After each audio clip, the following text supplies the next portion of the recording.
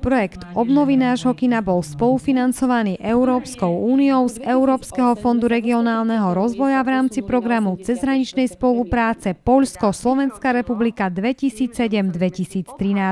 Aj preto na stretnutí, ktorého hlavnou témou bol rozvoj cestovného ruchu za účasti mladých ľudí, nechýbali ani zahraniční partneri projektu. Przede wszystkim chciałam serdecznie podziękować stronie słowackiej, że mogliśmy być partnerem w tym projekcie. Gdyby nie projekt polsko-słowacki, w Rabce nie byłoby tak pięknego kina, które dzisiaj jest ukończone. Myślę, że u Państwa też nie byłoby można wykonać tego projektu. Nebyť tohto počinu z poľského kina, ktoré sa otvára 1. mája, by bol teraz obchod.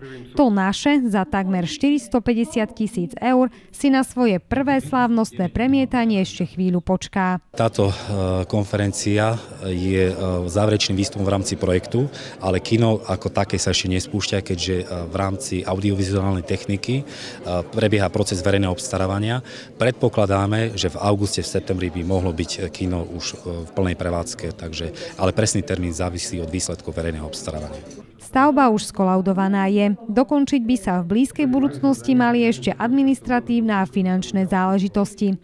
Na konferencii sa však nehovorilo len o budúcnosti. Zaspomínalo sa tiež na začiatky prestavby budovy.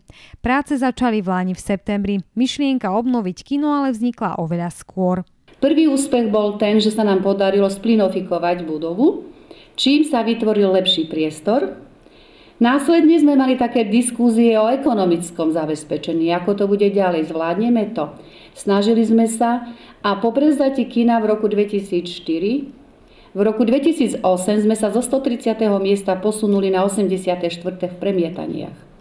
Žiaľ, roky, ktoré boli úspešné pre nás, následne znemožnila technika, pretože technológia išla takým rýchlym tempom, že v roku 2010 neboli sme schopní premietať. To ale mnohých neodradilo od zámeru mať aj v Starej Ľubovni funkčné kino.